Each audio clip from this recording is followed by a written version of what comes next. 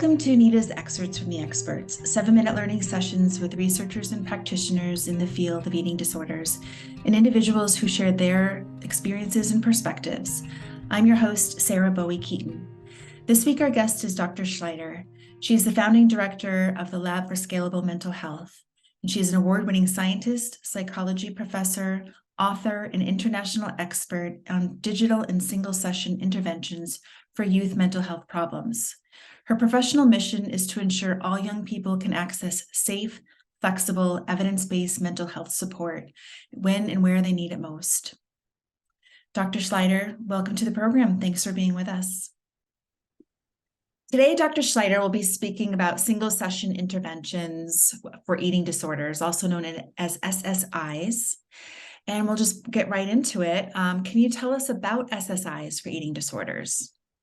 Of course. Single session interventions, or SSIs, is not a term that many folks seeking support have necessarily heard before.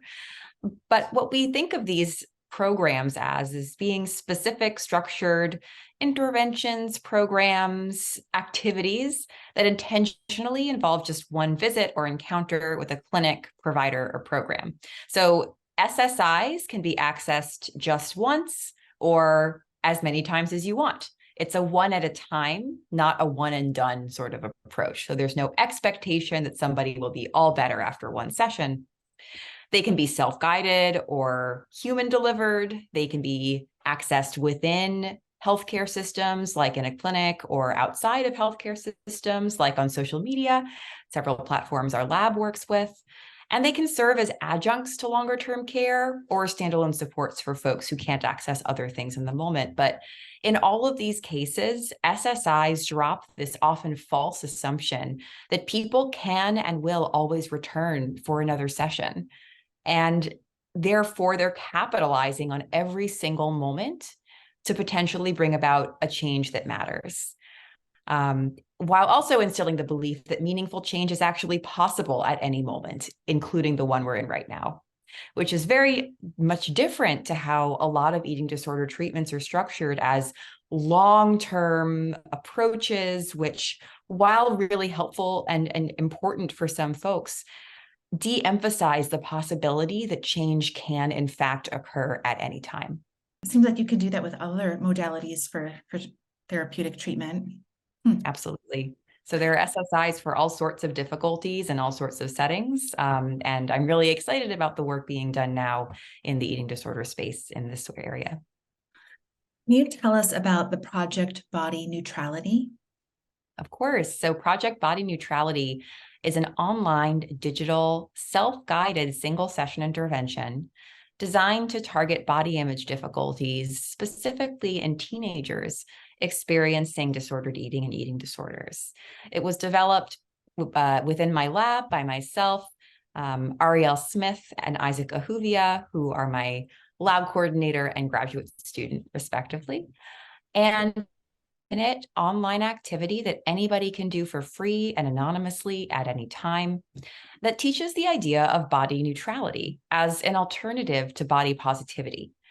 Body positivity is a really common term and kind of a large movement that has gained a lot of popularity over the past couple of decades that really suggests loving yourself no matter what you look like. Now, that sounds great in principle, right? But a lot of people with eating disorders actually find that message really difficult to act on. Just love yourself no matter what you look like at all times, and things will be okay. That's really tough to do. It's quite a tall order, especially when there are all these systemic forces making it really difficult for people to love their bodies exactly as they are, no matter what.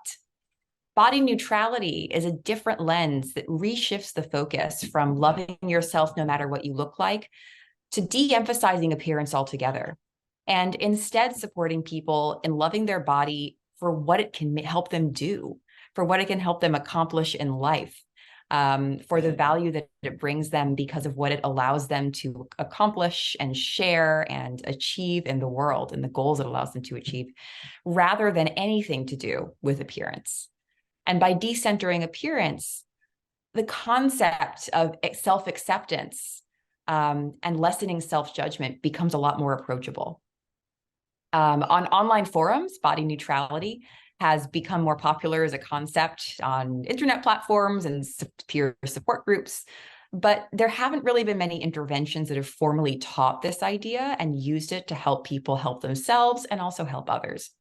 So Project Body Neutrality is about 20 minutes. It teaches about body neutrality, which is a concept most people haven't heard of before, helps people apply it to their own lives, and also includes a series of activities where people listen to other folks' stories, folks with lived experience of eating disorders, so that they can see how this concept is played out in other people's lives and help them create a body neutrality action plan, so that they can incorporate some of these principles into their own lives. And create a social media post if they want to share it, to become a body neutrality advocate, to share the message with others, and help the broader community of folks in recovery. So this activity was something we tested in an online trial. We recruited on Instagram, so kind of using social media for good, as opposed to the many ways it can be used for other purposes and other end goals.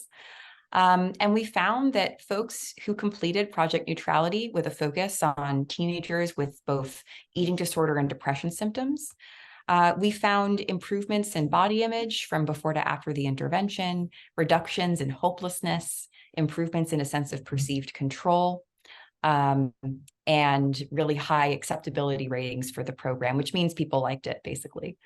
So we're really excited to continue disseminating and testing this intervention in different contexts because we think it can provide a really important stopgap for folks who don't have options for treatment right now, because unfortunately a lot of people, only about 20% of teens in need of treatment for eating disorders get help. And we don't see this as a replacement for any other kind of treatment, but we do think it can fill some of the gaps in the systems that unfortunately are really persistent. So what are the implications of this study for those that are affected by eating disorders? I think the implications of this study are quite hopeful and quite practical. The hopeful piece is that there is always something you can do in the moment to help yourself, even if that help is not all the help you're going to need. There is a detectable change that you can work towards and achieve, and that other people have achieved, towards being a little more okay with your body and physical self, towards feeling a little more hopeful about the future. And those changes matter because ultimately any big change we make in our lives, our behaviors, is just a series of small changes like the ones that can happen after an SSI. So I think that's just a powerful idea and approach to go in and go through treatments for eating disorders in general. The more practical implications are, once we test SSIs in randomized controlled trials, which we're hoping to do with Project Body Neutrality really soon, we make them freely available to anybody who wants to take them. So right now we have 4 different digital single session interventions on our lab website for free that anybody can complete anonymously, anywhere, anytime. And once we test Project Body Neutrality in an RCT, a randomized controlled trial, if we're finding the same things we find in our initial study, then we'll make it freely available for anybody to use. So we're really excited to continue this work and hopefully create a resource that can be used flexibly as needed by teens in need of support. So if this is available to anyone now, do you want to share the website? Sure. So the website is www.schleiderlab.org/yes. We have something called Project Yes, which stands for Youth Empowerment and Support.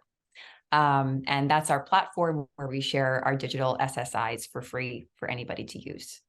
Right now, Project Body Neutrality isn't up there yet because we haven't done that RCT, but you can try out our other programs, which have, in fact, shown positive effects on restrictive eating, depression, anxiety, and hopelessness, and other difficulties. Excellent. We'll put that in the YouTube footer too, with the background information on you, so that's easy for people to find as well. Get that link. Awesome. You're doing important work, and also accessibility has been such a hot topic with people getting treatment. So this sounds like this wonderful, reduction in barriers to treatment. So a really nice option. That is precisely the goal, is to create barrier-free supports, which are unfortunately pretty rare. Well, thank you so much for the work that you're doing and with sharing it with us. My pleasure. Thanks for having me. NEDA's mission is to support individuals and families affected by eating disorders and serve as a catalyst for prevention, cures, and access to quality care. NEDA offers programs and services designed to help you find the help and support you need. Whether you have been personally affected by an eating disorder or care about someone who has, recovery is possible, and we're here to support you.